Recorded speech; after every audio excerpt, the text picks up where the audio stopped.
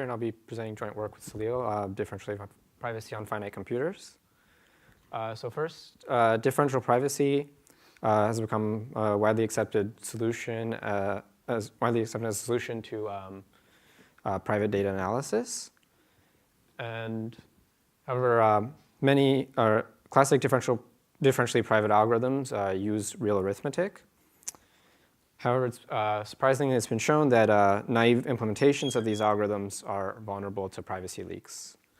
So this motivates a principle in our work that we should describe how to implement differentially private algorithms on discrete models of computation and give strict bounds on their running time.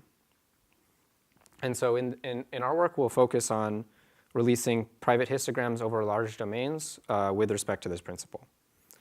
And what we show is that we are able to achieve optimal accuracy with strict polynomial running time. So there are many social benefits from data analysis. For example, correlation of variables across a medical data set. However, these data sets also contain sensitive information. So as a goal, we would like to be able to do useful analysis while protecting individual privacy. So we'll say individual privacy is protected if changing any one person's data in a data set can only have a small impact on our analysis. And this is the motivating idea behind differential privacy. So I'll give some notation. So we'll start with a data set drawn from a categorical data universe. And I'll use n to denote the number of rows in this data set. And we're going to be focusing on the case where the size of the universe is much larger than n. And so, for example, this could be like where the data universe is like a set of URLs, which we would expect to be much larger than the number of users in our data set. And what we'd like to do is have an algorithm that, given this data set, releases a private histogram. So I'll use C sub x of d to denote the true count of x in the data set, and then m d sub x to denote the noisy count we get from our algorithm. OK, so what do I mean by privacy? So we'll say our algorithm m is epsilon delta differentially private.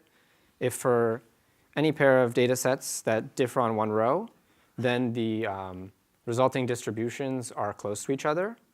And how close they are to each other is based on the privacy parameters epsilon and delta. So epsilon here defines a multiplicative distance, and then the delta is an additive distance between these distributions. So we'll say when delta is 0 that the algorithm satisfies pure differential privacy. And when delta is larger than 0, the algorithm satisfies approximate differential privacy.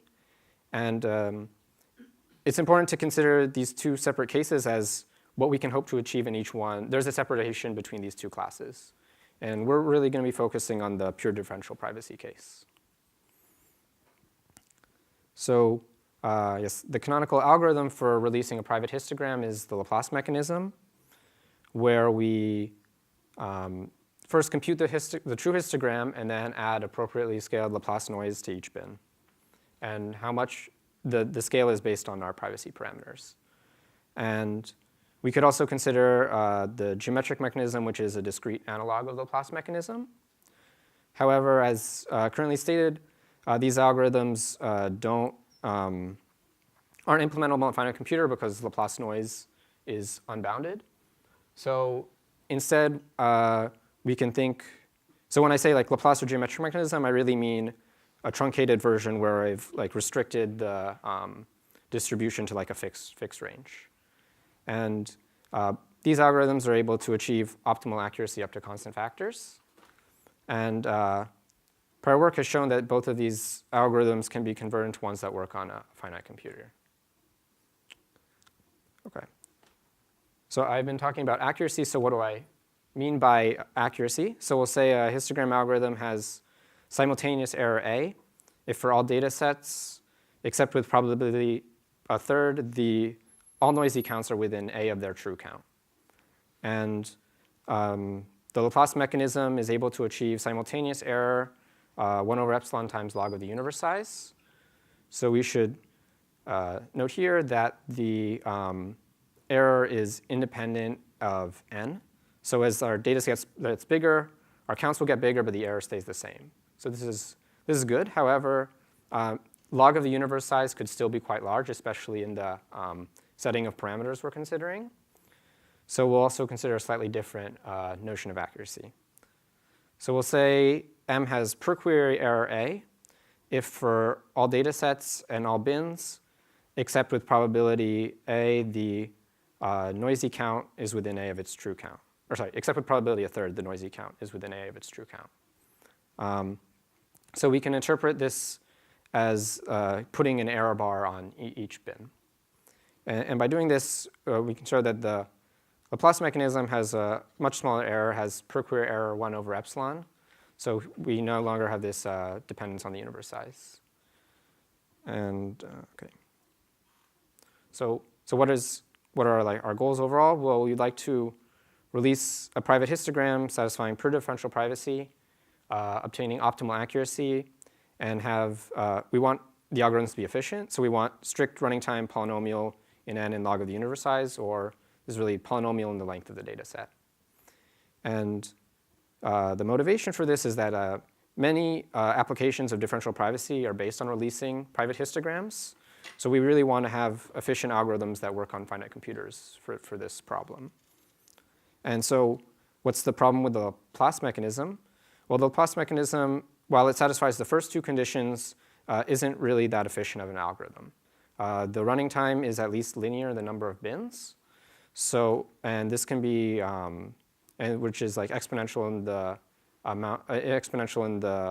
the bit length of one data element. Okay, so moving on to our results. So I guess the problem with the Laplace mechanism is we don't want, or it's inefficient to like release a count for every bin. So instead, what we'd like to do is release a small number of counts that like approximates the entire histogram. So this is our first algorithm, is a pure differentially private algorithm that always releases a sparse histogram. And the running time of this algorithm is polynomial. And I'll note that the running time is quadratic in n.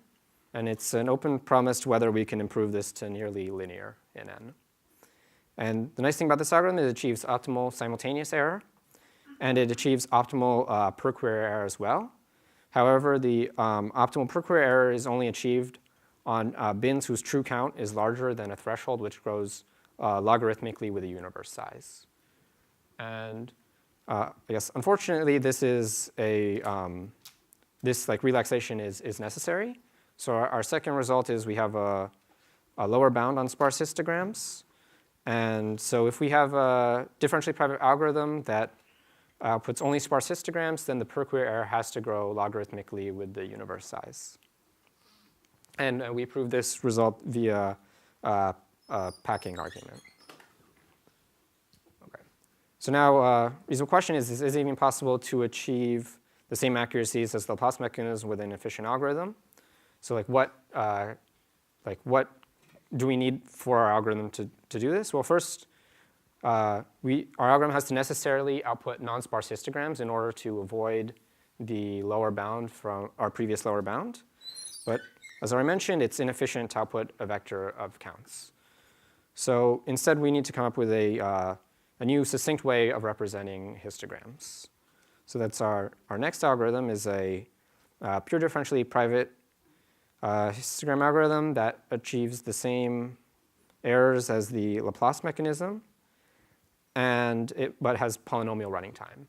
And so what this algorithm does is it releases a data structure encoding a function that when given a bin label, the evaluation of this function is the noisy count for that bin. And here when I say polynomial running time, I mean running time to compute the data structure and then running time in evaluation of any count. So now I'll go through each of our algorithms in a bit more detail. So the first is the sparse histogram algorithm. So this algorithm is similar to an algorithm by Cormode et al., which is to release the heavy hitters of the truncated geometric mechanism and assume all other counts are 0. Privacy will follow from differential privacy's closure under post-processing. And then the accuracy on noisy counts not set to 0 just follows from the truncated geometric mechanism. So what their algorithm does, their algorithm does is they release all noisy counts exceeding a threshold. And what they get is an algorithm that's only sparse in expectation, as like all counts could exceed this threshold. So instead, what we do is we release all noisy counts larger than the n plus first heaviest count. And this way, we get an algorithm that always outputs a sparse histogram. So I guess the question is, like, how do we actually implement this efficiently? So first, what we'll do is we'll generate the noisy counts for the non-empty bins, of which there are at most n of them. And then we can observe the rest of the bins are empty. But since we're just interested in the heavy hitters across all bins, we only need the heaviest noisy counts of the empty bins. And then once we have these two sets of bins, we can take the heaviest of them to get the heavy hitters across to get all the heavy hitters. Okay, so how do we just find the heaviest noisy counts of the empty bins? Well, we can sample the heaviest noisy counts directly because we know the distribution of the order statistics. However, doing this is actually going to be too slow. It'll take a time polynomial in the universe size, as it will require, as sampling the order statistics requires us to manipulate probabilities that need to be represented with at least a linear number of bits in the universe size. So instead, what we'll do is we'll approximately sample the order statistics. And we can do this efficiently. But now the resulting algorithm will only be close in statistical distance to the desired distribution. And because of that, we lose pure differential privacy. But we're still close in statistical distance to a pure differentially private algorithm. So at this point, we have approximate differential privacy. But you should note that we can our algorithm, we can decrease the statistical distance at only a cost of increasing the running time.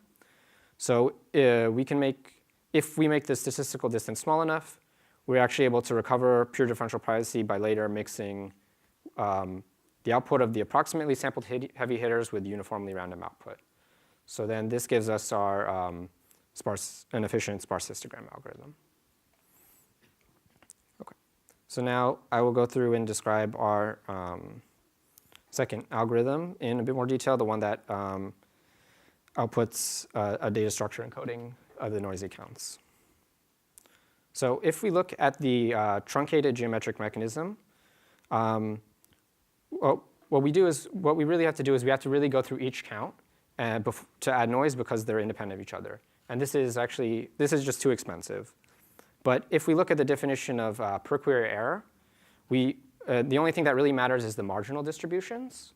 So this begs the question is, like, how much independence do we need for privacy? And it turns out we don't need full independence.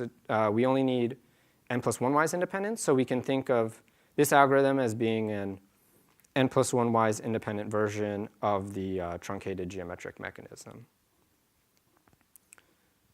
And so how does this help us is that now that we only need n plus 1 wise independence, we can use a family of histograms where each histogram is really defined once we've defined like n plus 1 counts for it.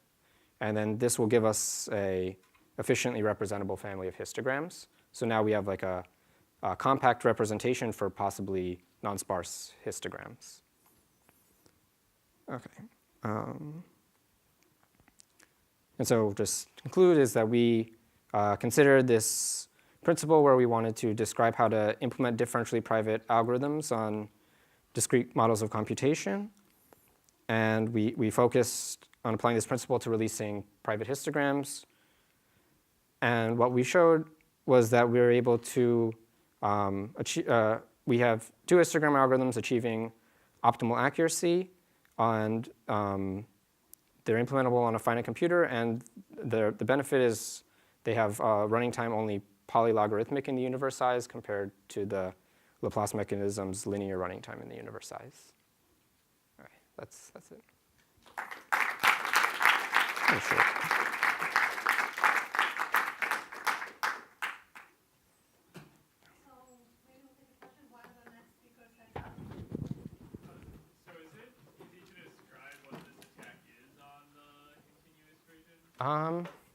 So I guess at a high level, it's that like floating points aren't like uniformly distributed.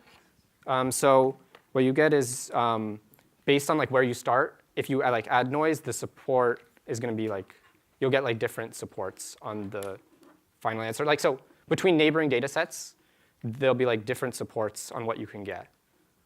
If that makes sense.